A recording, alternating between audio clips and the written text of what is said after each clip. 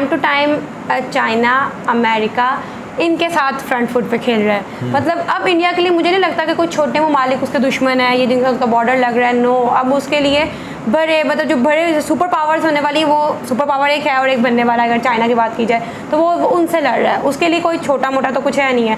एक चीज़ मैं यहाँ पे ये कहूँगा, इंडिया चीखता है तो एशिया को फर्क पड़ता है, लेकिन पाकिस्तान चीखता है तो पाकिस्तानियों को फर्क पड़ जाता है। यहाँ तो है पाकिस्तानियों को कम से कम फर्क पड़ जाता है, कभी पेट्रोल की कीमत बढ़ा के, कभी और चीज़ों की कीमत बढ़ा के पाकिस्तान को फर्क पड़ जाता है। हे गाइस, अस्सलाम वालेकुम, welcome to my YouTube channel Khadija मेरा reaction. It's me your host Khadija Wasim और मेरे साथ हैं मैं राना से।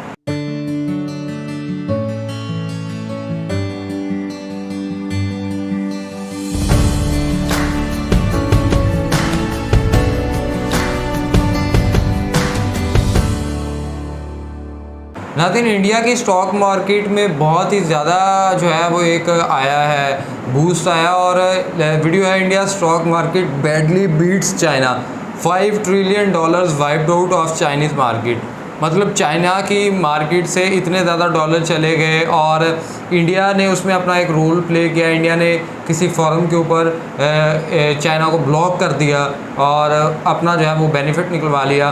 तो अब देखते हैं जी कि चाइना को भी इंडिया जो है अपनी एक स्ट्रेटेजी, अपनी एक वो जो है चला रहा है, अपनी चालाकियाँ वगैरह इंडिया भी दिखा रहा है चाइना को। सो चाइना भी फिर उसके हवाले से बहुत सी चीज़ें करता है। तो अब देखते हैं जी कि इंडिया ने अब क्या ऐसा किया कि चाइना को इतना बड़ा धचका लग गया। तो एक वीडियो का लिंक आपको डिस्क्रिप्शन में मिलेगा। साथ साथ अगर आपने हमारा चैनल सब्सक्राइब नहीं किया, बस सब्सक्राइब हमारे चैनल और बेल आइकन को लाते प्रेस कीजिएगा। चलते हैं, देखते हैं। Hello and welcome you all to world affairs. मैं हूं प्रशांत धवन। नाउ रिसेंटली आपने ऐसे बहुत से आर्टिकल्स देखे होंगे जहां पर लिखा है कि चाइना की स्टॉक मार्केट को $5 ट्रिलियन का झटका लगा है, और जहां पर भारत की स्टॉक मार्केट लगातार रैली दिखा रही है, चाइना की स्टॉक मार्केट गिर रही है, और इससे दोनों मार्केट्स के बीच का जो गैप है ये धीरे धीरे कम होता जा रहा है। नाउ मैं वैसे आपको बताऊं, यूजुअली जब हम कंपेयर करते हैं इंडिया चाइना को तो दिमाग में आता है GDP per capita, real GDP, nominal GDP. मगर मैं आपको बता दूं कि स्टॉक मार्केट की जो टोटल वैल्यू है, इससे भी काफी हद तक पता लगता है कि एक कंट्री कितनी स्ट्रॉन्ग है, उसकी इकोनॉमी किस दिशा में जा रही है। अब फॉर एग्जांपल अगर मैं आपसे पूछूं दुनिया की सबसे वैल्यूएबल स्टॉक मार्केट कौन सी है in terms of market capitalization, मतलब कि टोटल जो यहाँ पर शेयर वगैरह है उनकी वैल्यू को अगर हम कंपेयर करें तो दुनिया की सबसे वैल्यूएबल स्टॉक मार्केट कौन सी हो गई? सबको पता है न्यूयॉर्क स्टॉक एक्सचेंज, क्योंकि यहाँ पे आपको मिलेगा टेस्ला, उसके अलावा माइक्रोसॉफ्ट, गूगल, क्योंकि यहाँ पे आपको मिलेगा टेस्ला, उसके अलावा माइक्रोसॉफ्ट, गूगल, वेरियस जो यूएसए की $multi-billion कंपनीज हैं वो यहीं पर आपको लिस्टेड मिलेगी। और यहाँ पर आप देख पाओगे ये एक बहुत ही अच्छी लिस्ट है दुनिया के लार्जेस्ट स्टॉक मार्केट्स की in terms of market capitalization. Number 1 और नंबर 2 पे आपको मिलेगा यूएसए के सामने कोई खड़ा नहीं होता when it comes to market capitalization. ऐसा लगता है कि सारी दुनिया ने ही यूएसए में निवेश कर रखा है। फिर आपको दिखेगा शंघाई स्टॉक एक्सचेंज, जिसकी वैल्यूएशन आपको मिलेगी $7 ट्रिलियन के आसपास, और उसके नीचे आप अगर स्क्रॉल करोगे ना तो यहाँ पे आपको दिखेगा भारत का नेशनल स्टॉक एक्सचेंज, जिसकी मार्केट वैल्यूएशन करीब 3.3 या फिर $3.4 ट्रिलियन के आसपास है, जो बहुत ज़्यादा इंप्रेसिव है। आप एक बात नोटिस करो यहाँ पर कि यूके के ऊपर आपको मिलेगा इंडिया का स्टॉक मार्केट। आप पूछोगे ये कब हुआ?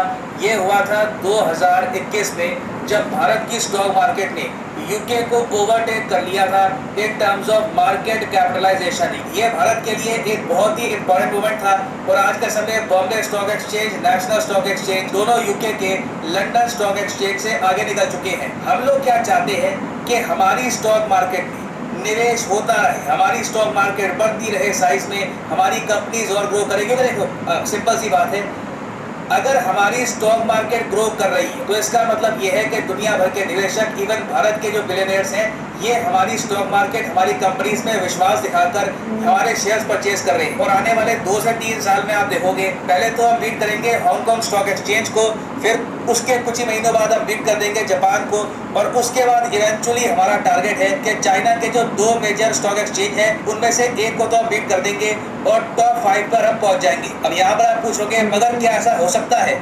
देखिए बिल्कुल हो सकता है। एक्चुअली हो क्या रहा है, दुनिया भर में आप देखोगे स्टॉक मार्केट्स की वैल्यू गिर रही है। स्पेशली चाइना की जो स्टॉक मार्केट है पिछले क्वार्टर में, पिछले 3 महीनों में आप अगर देखो तो 23% गिरी है। इंडिया स्टॉक मार्केट 10% उठी है। और लगातार हम देख रहे हैं कि इंडियन स्टॉक मार्केट साल दर साल तेज ग्रो कर रही है कंपेयर टू चाइना। और वैसे मैं आपको बता दूं, अगर शी जिनपिंग कोविड-19 को लेकर पूरे चाइना को फ्रीज ना कर देते, जो इन्होंने एक्सट्रीम लॉकडाउन लगाए हैं ये ना लगाते, तो एक बार को चाइना की स्टॉक मार्केट भी ठीक ठाक ग्रो कर रही थी। आज भी बहुत सारे इंटरनेशनल इन्वेस्टर्स हैं जो चाइना में निवेश करके ज्यादा कंफर्टेबल फील करते हैं कंपेयर टू इंडिया। मगर रिसेंटली जो जियोपॉलिटिकल इवेंट हुए हैं, चाइना का ताइवान पे अग्रेशन, उसके अलावा क्वाड का फॉर्मेशन, यूएसए की कई कंपनीज का मैन्युफैक्चरिंग शिफ्ट करना इंडिया में, इससे कई जो इन्वेस्टर्स हैं दुनिया भर के, उन्होंने इंडियन स्टॉक मार्केट में ज्यादा निवेश करना स्टार्ट कर दिया है। और इन सब जियोपॉलिटिकल इवेंट्स के अलावा भी आप अगर देखो तो एक बहुत ही बड़ा रीजन ये भी है कि दुनिया भर में ज्यादातर जो इकोनॉमिक्स के नोबल लॉरिएट्स हैं, जिनको नोबल पुरस्कार मिल चुका है इकोनॉमिक्स के लिए, वो खुल के कहते हैं कि ग्लोबल इकोनॉमी आज के समय एक रिजीम चेंज से गुजर रही है। रिजीम चेंज का मतलब होता है कि जो नंबर 1 पे था उसकी जो पोजीशन है खतरे में है, जो नीचे वाले हैं वो ऊपर जा रहे हैं, बेसिकली रीअरेंजमेंट की जा रही है, उथल पुथल मची हुई है, केओस है हर जगह। मगर इंडिया आज के समय आउटस्टैंडिंग परफॉर्मर है, ये रिसेंटली कहा है माइकल स्पेंस ने।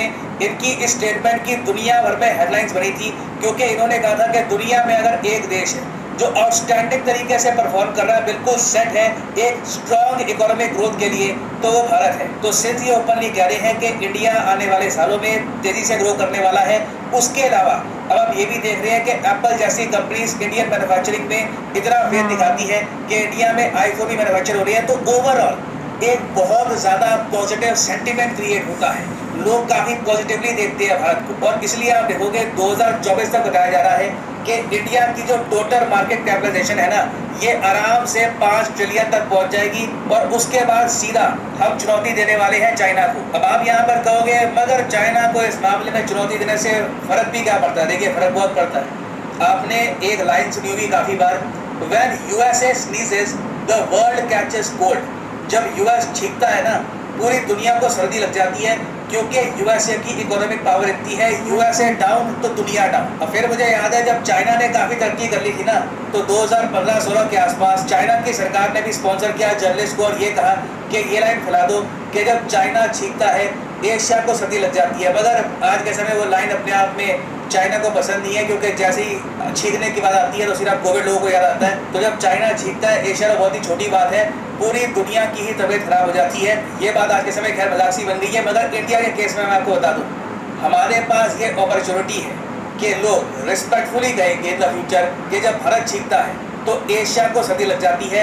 ये हमारा टारगेट होना चाहिए। और ऐसा नहीं है कि इस कोड में कुछ पावर है, इस कोड का मतलब ये है कि इकोनॉमिक पावर इंडिया की लगातार बढ़ती जा रही है, इंडिया वेल्थ का एक बहुत ही इंपॉर्टेंट केंद्र बन चुका है, ये हमारा टारगेट है। मगर मैं यहाँ पर ये भी कहूँगा कि इंडिया की स्टॉक मार्केट के बारे में, इंडियन इकोनॉमी के बारे में तो सब लोग बहुत ज़्यादा पॉजिटिव बातें कर रहे हैं, मगर आम आदमी को इससे क्या बेनिफिट होगा मैं आपको बता रहा हूँ। सैडली बड़ा कम बेनिफिट होगा, और इसका रीज़न आपको समझना होगा है क्या। आप जान के हैरान होंगे कि इंडिया में ना सिर्फ 2% के आसपास आबादी है जो कहीं ना कहीं स्टॉक मार्केट में निवेश करती है, कुछ म्यूचुअल फंड में या फिर कहीं ना कहीं उन्होंने निवेश कर रखा है। ये जो परसेंटेज है यूएसए में पता है कितनी है? यूएसए में 50% के आसपास आबादी है जो कहीं ना कहीं या तो कोई स्टॉक परचेज करके बैठे हैं या फिर म्यूचुअल फंड में निवेश करते हैं, मतलब कहीं ना कहीं उनका मार्केट से ताल्लुक है। हालांकि ये बात सच है कि जो 10% पॉपुलेशन है यूएसए में, 80% स्टॉक इनके पास ही है। बाकी लोग बेसिकली इन्फ्लेशन से लड़ने के लिए, महंगाई से लड़ने के लिए स्टॉक मार्केट की हेल्प लेते हैं। मगर तब भी आप सोच कर देखो कि इनकी मिडिल क्लास को कितना बड़ा सलाह रहता है कि देश की स्टॉक मार्केट ग्रो करती है, साथ साथ में ये भी इन्फ्लेशन से निपट लेते हैं। ये जो पार्टिसिपेशन है चाइना में भी आप अगर देखो तो 7% के आसपास आपको मिलेगी। इंडिया में सिर्फ 2% इसलिए है क्योंकि लोगों में फाइनेंशियल अवेयरनेस है नहीं, लोगों को पता नहीं कि इन्वेस्टिंग क्या होती है, लॉन्ग टर्म इन्वेस्टमेंट कैसे करते हैं।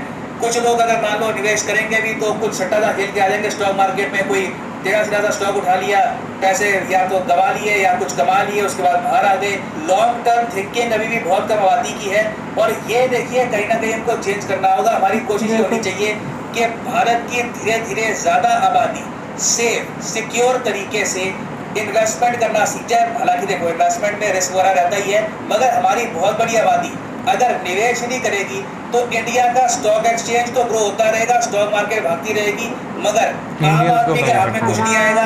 बाहर के लोग पैसा कमा के निकाल के चले जाएंगे। Our population will not earn anything. तो ये जो न्यूज़ है ये अपने आप में पॉजिटिव है, मगर हमको ये भी इंश्योर करना होगा कि ये जो प्रॉस्पेरिटी है ये आम आदमी तक भी पहुंचे, उनको प्रॉपर फाइनेंशियल एजुकेशन मिले कि वो कैसे इन्फ्लेशन से खुद को बचा सकते हैं और अपनी वेल्थ को भी इंक्रीज कर सकते हैं। यहाँ पर मैं वैसे आपसे पूछना चाहूँगा, कमेंट सेक्शन में लिखो कि आप में से कितने लोगों ने कभी निवेश किया है, मतलब म्यूचुअल फंड में, स्टॉक मार्केट में, और आपको क्या समझ में आया, क्या चीज़ आपको समझ नहीं आती, लिखेगा इसके बारे में कमेंट सेक्शन में। मैं जेन्युइनली जानना चाहूँगा आपके थॉट्स। और क्या कहते हैं दीजा? पहले तो मेरा मतलब इतना ज़बरदस्त इंडिया ना time to time China, America इनके साथ फ्रंट फुट पे खेल रहा है। मतलब अब इंडिया के लिए मुझे नहीं लगता कि कोई छोटे ममालिक उसके दुश्मन है, ये जिनका उसका बॉर्डर लग रहा है, नो। अब उसके लिए बड़े मतलब जो बड़े सुपर पावर्स होने वाली, वो सुपर पावर एक है और एक बनने वाला है। अगर चाइना की बात की जाए तो वो उनसे लड़ रहा है, उसके लिए कोई छोटा मोटा तो कुछ है नहीं है।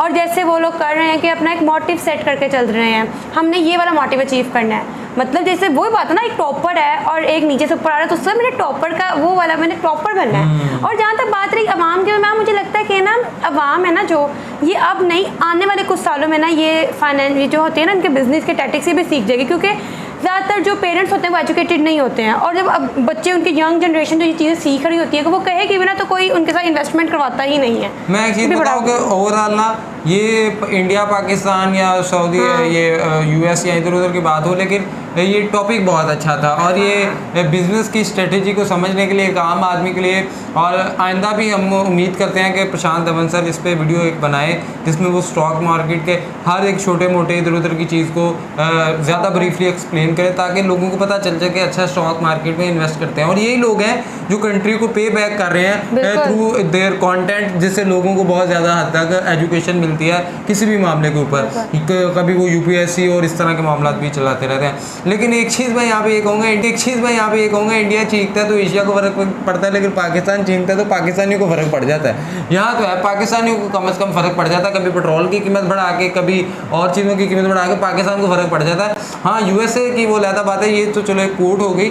बाकी है कि इंडिया जिस तरह ग्रो करता जा रहा है टाइम टू टाइम, और जिस तरह चाइना जैसी इकॉनमी 23% उसके शेयर्स डाउन हो गए हैं, लेकिन इंडिया की 10% जो है वो ग्रोथ हुई है। तो ये अपने आप में है। अगर कुछ दिनों तक या कुछ सालों तक अगर इसी तरह से चाइना की इकॉनमी या यहीं पे रहती है या वक्त के साथ साथ बिल्कुल माइनर सी ग्रोथ करती है या नीचे आती है, और इंडिया की इकॉनमी में यही लगातार कंसिस्टेंसी चलती आती है, तो ऑब्वियसली बात है इंडिया जो अपना मोटिव, जो मिशन लेके चल रहा है वो उसको फाइनली अचीव कर लेगा और वो टॉप 5 के अंदर आ जाएगा। अभी भी इंडिया 5 इकॉनमीज़ के अंदर आता है बड़ी, लेकिन स्टॉक मार्केट के अंदर भी इंडिया जो है, जिस तरह यूके, लंदन जैसे को उसने पीछे छोड़ दिया है और कनाडा ये वो सब पीछे हैं, तो ऑब्वियसली बात है इंडिया के लिए चाइना या अमेरिका भी कोई इतनी बड़ी बात नहीं है। यानी आप इस हवाले से क्या राय रखते हैं नीचे दिए कमेंट्स के अंदर लाजमी बताएं। वीडियो को लाइक करें, शेयर करें, कमेंट करें, चैनल को सब्सक्राइब करें, बेल आइकन को प्रेस करें, इंस्टाग्राम आईडी मेंशन है, फॉलो करें, सजेशंस दें। तब तक के लिए अपने मेहमानों को दें इजाज़त, दुआ में याद रखें। अल्लाह निगहबान।